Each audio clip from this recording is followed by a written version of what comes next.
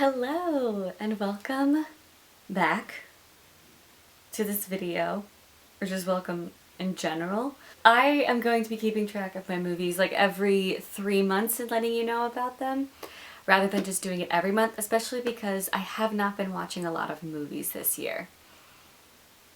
Don't know why, it's just... Actually, no, I think I know why. It's because if you watch my book wrap-up, I have read a ton of books. I've been spending more of my time reading. But this video that you're going to watch, I'm going to talk about the movies, but I'm also going to talk about some TV shows that I've been watching as well. And just like my thoughts on all of those things that I've watched in the past 3 months, so January, February, and March, as the title says. Let's just start talking about some movies. Within these 3 months, I've only watched 9 movies. So 7 of them were digital movies, 1 was physical, and 1 was in the theater, because theaters are opening. So I got my AMC membership back up and running, and I'm so excited to start going to theaters again. I watched 5 movies that came out in 2021 and 4 movies that did not. I watched 6 movies directed by white authors, and then 3 movies directed by BIPOC authors. Oh my god, directors. I'm saying authors. I'm still in a book state of mind. 7 of those directors were male, and 2 of them were female. So I watched 3 PG rated movies, 4 PG-13 movies, 1 not rated, and 1 rated TVY. So the shortest movie I watched was 85 minutes. The longest was 130 minutes. Oh crap, I don't know the total. I'll put it up on the screen. I didn't do that math. It's there. So for genres, I watched 1 drama, 4 adventure, 2 comedy, and 2 romance. Okay, so for stars, I have 1 star, 2 stars, 2 3 stars, a 3.5 star, and 3 4 stars. No 5 stars. I have not been watching a lot of great movies lately. I don't know. I just haven't. I think that's also another reason why I haven't been watching movies. Just because every movie I seem to watch, I think I'm going to like, and then I end up not liking it. So then I'm disappointed, and so it just makes me want to watch movies less and less. And the average is up on the screen because that's another one I did not do the math for. But before we go into those movies that I want to talk about, I just want to at least briefly mention the movies that I have rewatched. So in January, I rewatched almost all of the Star Wars movies. I watched 4, 5, 6, 7, 8, 9. I did not watch 1, 2, and 3. They're my least favorite. So I watched A New Hope, The Empire Strikes Back, Return of the Jedi, The Force Awakens, The Last Jedi, and The Rise of Skywalker. And then in February, I rewatched To All the Boys I Loved Before, as well as the second one, which is P.S. I Still Love You. Then I rewatched Birds of Prey, The Greatest Showman, and Home Again. And then in March, I rewatched The Princess Bride, Peter Pan, and all 3 Narnia movies, so The Lion, the Witch, and the Wardrobe, Prince Caspian, and the Voyage of the Dawn Treader. Prince Caspian is still probably my favorite of the 3. So now on to the movies that I've watched for the first time and my thoughts on them. The first one I want to talk about is A Silent Voice. This movie is anime, the very first anime I've ever watched. I watched this for mainly 2 reasons. One, I've wanted to try and get into anime. That's like something I want to start doing this year, or at least like start watching some to see if it's something I like, because something I've done like a bunch in the past that I'm trying to not do as an adult is like say I don't like something when I've actually never tried it. So I've constantly said like, oh yeah, I don't really like anime, but I've never actually tried it. So how do I know? So I'm giving it a try. I'm going to watch a couple of anime things to see if it's just all of anime, or maybe it's just like a specific part of anime that I like. I don't know. But I also watched this because a friend of mine, I wanted him to watch Bridgerton. He's like, I'll watch Bridgerton if you watch an anime movie. And I was like, okay, you recommend what anime movie you think I would like. And he recommended this one. So I was like, I need to get him to watch Bridgerton, so I have to watch this. So that's what I did. And unfortunately, I did not really like this movie. And it makes me sad. I do like the plot of the movie and the like, not the themes, but like the topics that it discusses. Because it definitely discusses like bullying and depression and suicidal thoughts. But this is about a girl who is deaf, and we follow her in elementary school where she gets bullied by this guy, and then we cut to, I think she's in high school or maybe college. I think it's high school. She starts becoming friends with the guy who used to bully her. And they create this friendship, and that's kind of what the story is about, but there's also a lot of like mental health stuff that they're both dealing with. I think the biggest thing for me that I had an issue with watching this movie was the shots. Like, I get it, it's all drawn, but like that's the best way I can like talk about it. So like the shots, a lot of the times they would have conversations with each other, and it would just be like a shot of their feet or a shot of like from here to here. So it's like I can't, I want to see them talking to each other. Why am I just looking at their shoes as they're having this 5-minute conversation? So like I think that's what mainly bugged me. And I also didn't feel like a connection to the characters. I felt like a lot of the stuff was just like overacted, and I don't know if that was the voice acting itself or if it was just like the drawings with the voice acting that was just like, felt like it was overdone. Something just felt like it was overdone. And I was surprised I didn't cry. And I think that is because I didn't feel attached to the characters. But it was quite sad. Like I still felt sad emotion, especially at the end with what happens. I'm not gonna spoil it. But I was surprised I didn't actually like cry. So it was fine, but I wasn't a huge fan of it. I think I'm still gonna try and give some other animes a try just to see, because maybe it was just the genre, or maybe I'm just not really in a movie mood these days, so that could have played a part in it. But either way, I'm still going to give it a try. I'm not gonna give up on it just yet. But for this movie, I'm giving it 2 stars. Next, I watched Charming, which was awful. This was so bad. I mean, I didn't go into this movie thinking I was gonna love it. I was just like, you know what, I kind of want to have a fun, stupid time. But this was not a fun time. So this is an animated movie where we follow Prince Charming, who has been cursed to be charming. So every time a woman sees him, they immediately fall in love with him. And it's made all of the men in his kingdom really mad at him because he's like stealing their wives, or at least that's what the men think. I believe Prince Charming, I forget what his actual name is, but I believe he goes on like a journey or like a quest to try and break the curse. And he goes with this woman who is undercover as a man, but for some reason she's the only woman in town immune to his charms. I don't know why. They never explain it. And there are also some songs in here too.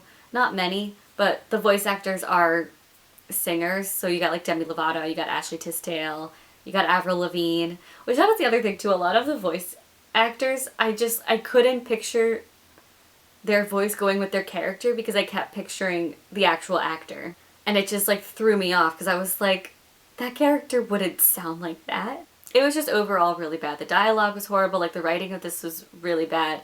I honestly didn't even really like the story plot line. It was just so stupid. I hated this so much. 1 star. 1 star. Next I watched Love and Monsters. I watched this mainly because of Dylan O'Brien. I'm a huge fan of Dylan O'Brien. I also wanted to check this out because I heard a lot of really great things about it. And I was really happy for Dylan O'Brien that he was in a good movie. But I will say the premise of this movie does not sound like it'd be a fun time. But it is. Or it doesn't sound like it'd be a good movie. That's what it is. It sounds like it'd probably be a fun time, but it does not sound like a good movie. But it was. It was done really well. But this is about, I guess it's like the apocalypse, or like the end of the world. Not the end of the world. But this is like a dystopian story. And I believe like all the monsters that have taken over Earth are just like gigantic insects. That's what they all looked like to me. They were just gigantic insects. And those insects killed a lot of humans. And so those whoever has survived is now living underground. Before all this happened though, Dylan O'Brien's character, which I can never remember character names, so I'm just gonna say the actors' names, but Dylan O'Brien's character, before all this happened, was in love with a girl. They were boyfriend-girlfriend. They had to separate for when this happened. But then 5 years go by and he finds that she is still alive, and he finds out where like her camp is, and he decides to leave underground, go above ground, and travel however many miles it is to where she is so he can be with her again. It was really good. It was really fun. It's one of those movies where it's like I enjoyed watching it, but I don't know if I'll ever go back to it again. But I really liked all the character development that happened, not just with his character, but with the other characters too, even though most of the development was with his character alone. But I liked his dog companion as well. And then I did not expect the ending, but I was really happy with the ending, surprisingly. I like this one a lot. I gave it 4 stars. The last movie that I watched in January was Finding Ohana. This, I think, might be my favorite movie that I've watched within the 3 months. I really liked this one. It kind of had like the Goonies vibes, which I love the movie The Goonies. I love a good story about kids going on an adventure. I love it. But this takes place in Hawaii, so it also has a lot of like Hawaiian culture and Hawaiian mythology within it, and it was like really cool. Not mythology, Hawaiian folklore. That's what I was looking for. And we follow a brother and sister who I believe are staying with their grandfather for the summertime. I forget the reason why, but there is a reason why, and the kids are not happy about it. They did not want to leave their state of New York to go to Hawaii, which I don't understand why. Like, who would not want to go to Hawaii? But the young girl finds like a diary, journal, something that had like a treasure map in it, and so her brother, and then like 2 of the people that they've met and became friends with at Hawaii decide to go on the treasure hunt within these caves. And it was so fun. I had a blast watching this. I really, really, really enjoyed this movie. There were a lot of like cliche, cheesy moments. I sometimes don't mind them, and in this movie I didn't quite mind them, but I think there were a few where I was just like, okay, that wasn't needed. But overall, I had a blast. It was a really fun time. I gave it 4 stars. Now in February I only watched one movie, and that is Always and Forever, Lara Jean. The 3rd and final movie to the To All the Boys I Loved Before series, which I read the book series a few years ago, and I really enjoy it. And I will say, I think I like the movies more than I like the books, which I know does not normally happen. Well, at least with the first movie, I like the movie better than the book. The second one, I like the book better than the movie. And the third one, I like the movie better than the book. The book was not that great. And this movie was okay as well, but I definitely liked it better. There were a lot of things with the third movie where I thought they were going to go about it like this way, and then they kind of changed it, and I was like, okay, I like that change better. Like, I'm glad we didn't have to deal with that throughout the entire movie, and it got like resolved pretty quickly. I'm mainly talking about one thing, but I think it was like there were a couple things that were like that in this movie. I also cried at the end. I felt those emotions. I'm so in love with Peter Kavinsky. I really love him.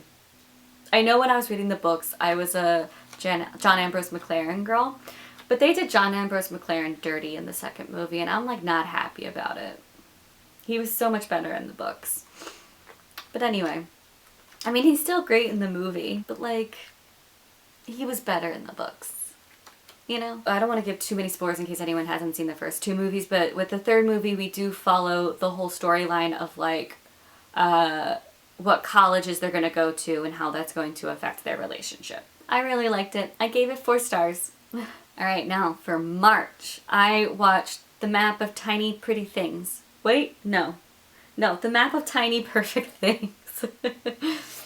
This is a movie that reminded me a lot of Palm Springs, but like the teenage young adult version of Palm Springs. I really liked Palm Springs, and I do think Palm Springs is better than this one, but this was also really fun. I enjoyed this too. So with this movie, we find two teens that find themselves reliving the same day over and over again, like Groundhog Day. What I liked with this is that both of them are handling it very differently. So one is handling it this way, the other person is handling it this way.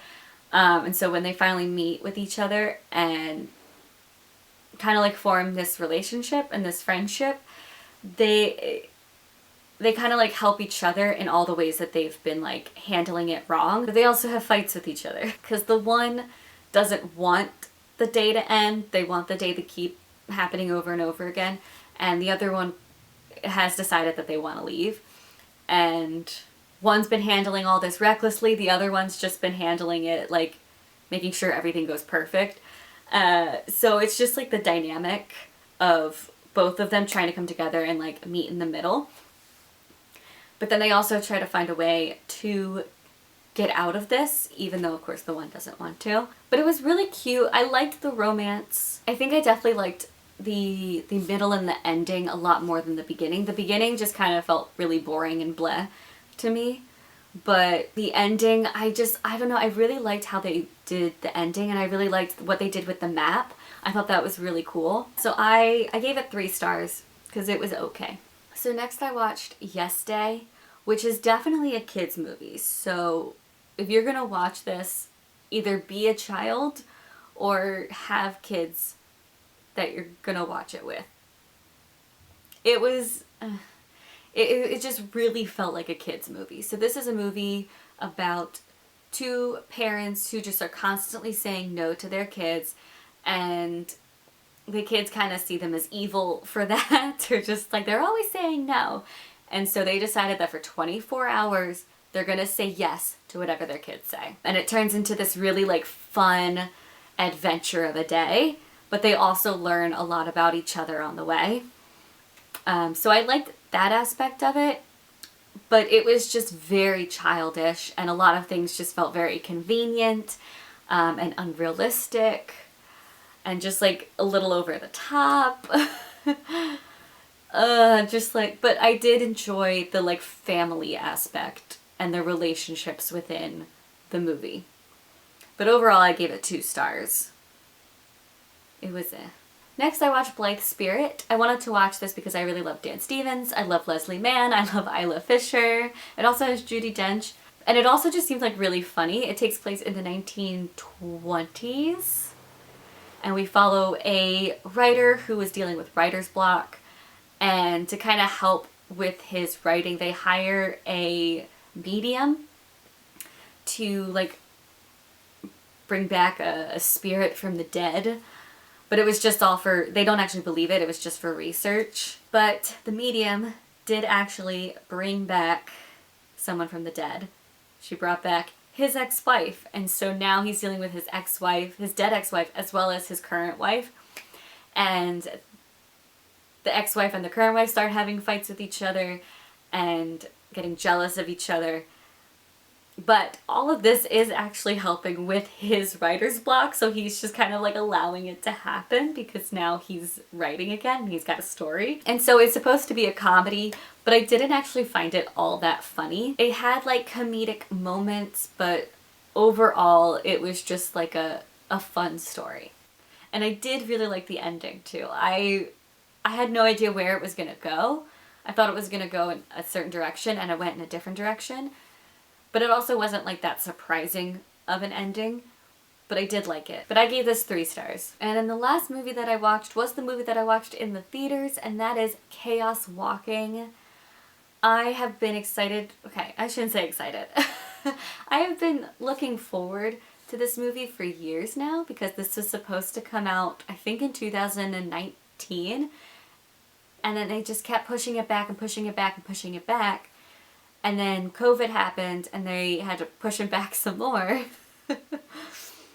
And that was like scaring me, although I actually, or was it supposed to come out in 2018? But they just had to keep pushing it back because they were like, they had to keep fixing the editing of it. And usually when movies do that, it means it's not actually a good movie because they're just trying so hard to like fix all the mistakes with editing. And if they're taking that long, there must be a lot of mistakes.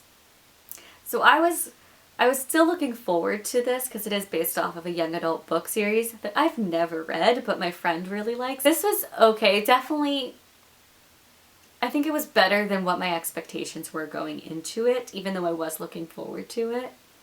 It was weird. It was like I was looking forward to it, but I also had a feeling it was going to be very bad. But it ended up being a little bit better than what I was expecting. But it's got Tom Holland and Daisy Ridley, and I love both of them. I love both of those actors. But we're following Tom Holland's character. Again, I don't know the names of characters. But we're following his character in the future. I believe they said it was like year 2150 something. And he lives in a town where it's just men. It's all men. And also, I think it takes place on a different planet too. So on this planet, all the men's thoughts, not women's thoughts, just men's thoughts, can be read by everyone. Like everyone can hear everyone's thoughts, but only the men's. And he has been raised to think that their town is the only town that's left. And so there are no women anymore. And then a ship crashes, like a spaceship crashes onto the planet, and the only survivor is a girl, a teenage girl. He's just like, oh my god, I'm seeing a girl for the first time. And he finds out that the town wants to try and kill her, so he is now he decided to protect her. And they're traveling to a different town within the planet. And yeah, it's just about like basically him trying to save her, but also her trying to save herself and call her spaceship to come down and help save her as well. Because this town of like psychopathic men are like after her. I think I know the reason why editing this movie took so long, because I think trying to figure out how to incorporate all of the men's thoughts while also doing the dialogue at the same time was like really difficult to make it so it's able to be understood. Because that was a tough thing watching the movie. I mean, I eventually like got used to it maybe by like the end. But in the beginning and the middle, it was just like, they call it the noise, and it really is just like noise. There is so many just like thoughts going on.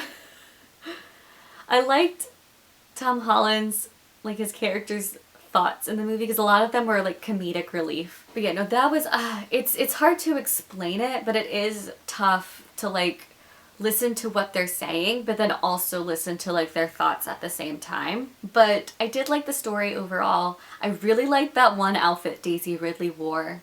Like I want it for myself, but I don't think I can pull it off. See, that's the thing. A lot of with these movies, it's like I like the story, but not enough to want to give it 5 stars. You know what I mean? I also just felt like this movie was just too long. But anyway, I gave this 3.5 stars. It was fine. So now let's just briefly talk about TV shows. I don't want to go too in depth with them, but I just realized the first one I'm going to talk about, I could talk about for forever, and that is Bridgerton. I watched season 1. I was not planning on watching it, but then like everyone was watching it, and then I saw the Bridgerton TikTok musical being created, and I was like, what is this? So I was like, okay, well now I want to watch the show so I can understand what these songs are all about. And I really loved the show Bridgerton. I've like forced a lot of friends to watch it. Pretty much all of my coworkers at Starbucks, we've all watched it at this point, and we just love to talk about it. I was not expecting all of the nakedness and all of the like really intense sex scenes that happen in this show, but yeah. This takes place in the Regency era, and we follow the Bridgerton family, and it's just, it's courting time. It's time for gentlemen callers, and she gets into a little relationship with the Duke of Hastings.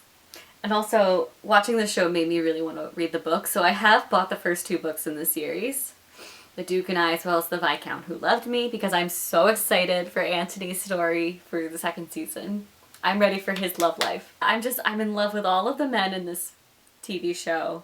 I love the drama. I love the comedy. It can be really funny at times. I love the little, like, wit that they have. Like, I feel like every character has wit. Oh, but I hated the Peter Pettigrew character. No, no, no, no, no.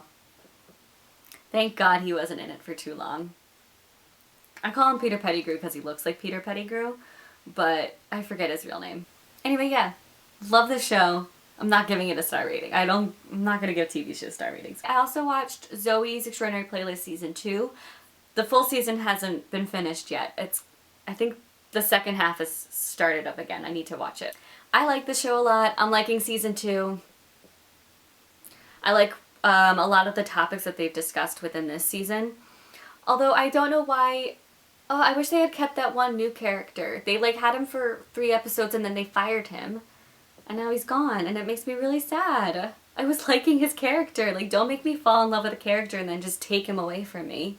Not cool. Another TV show I watched was Fate the Winx Saga, Season 1. This is another one that was just, like, within the top 10 on Netflix, and I was like, ooh, fairies? Yeah, sure. It was okay. I thought the acting was terrible. I liked the female friendship, but other than that, I actually don't think I liked it. The CGI was awful. Oh my god.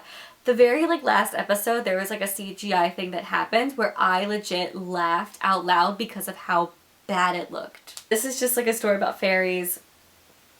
I think it's, like, a fairy school, but we had this girl who didn't realize she was a fairy. She just found out, so now she's the new girl at, like, fairy boarding school.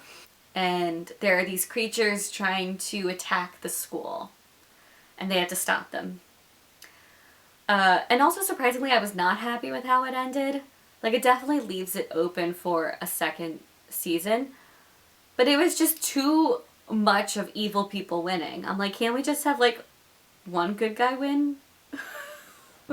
Now I just do not care for the 2nd season if we're just gonna follow the bad guys now. I don't know. Okay. February, I did a lot of rewatches.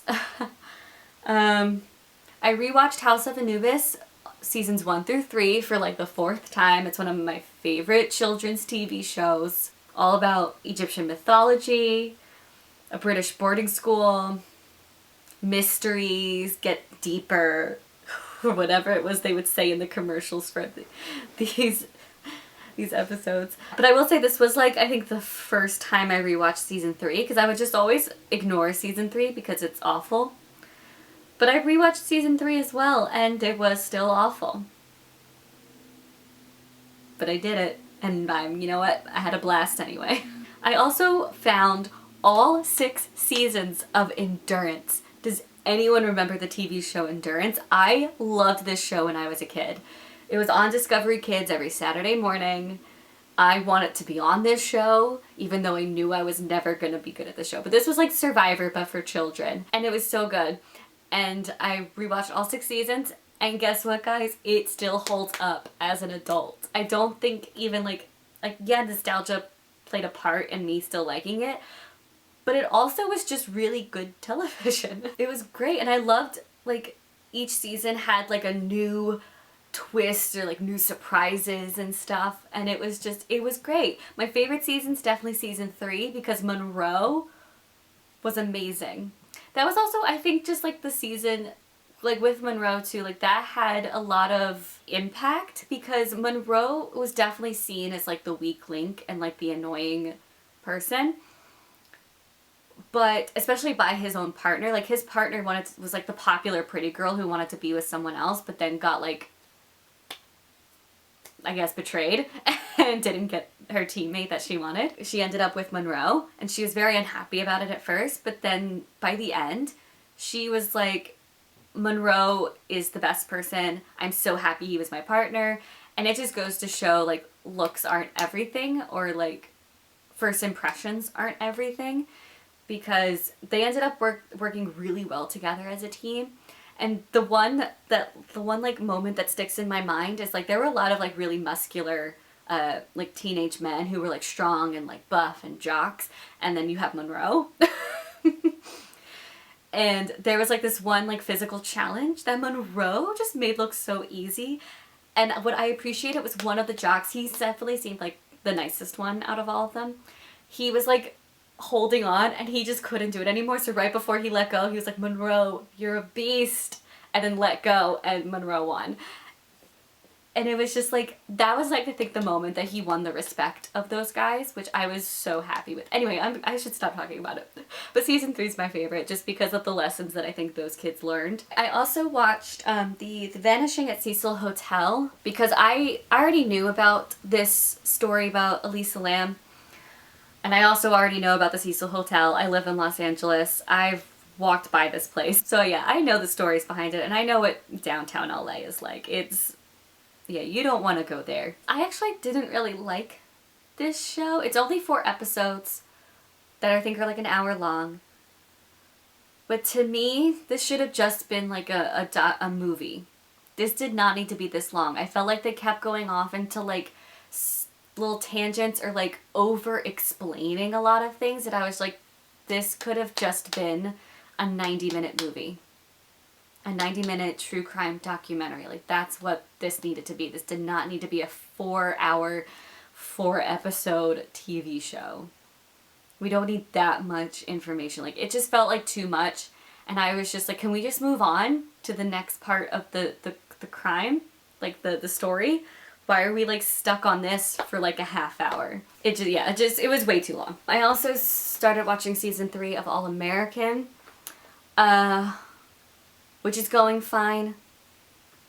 And then I've also started watching season 3 of Charmed, which is also going fine. Like, these are shows that, like, I feel like I've invested a lot of time in, so I'm just like, yeah, I'm gonna continue watching them.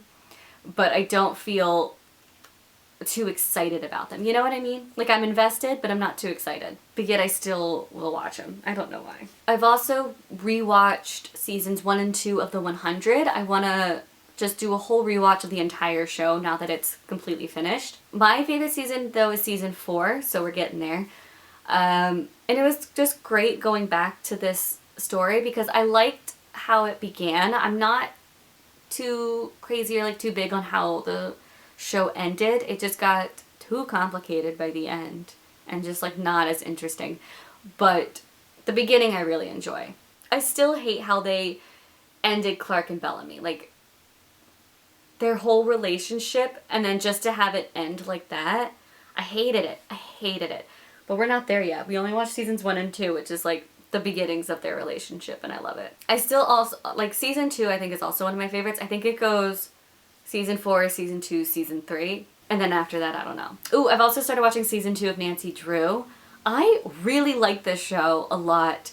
I normally don't like horror TV shows, but I like this one. There are times where I am watching it like this. I like this like really dark, twisted version of Nancy Drew. It's great. And then I've also started watching season 2 of Prodigal Son, which is also a fantastic crime show. And like no one's talking about this show, but like people need to talk about the show and watch this show. It's so good.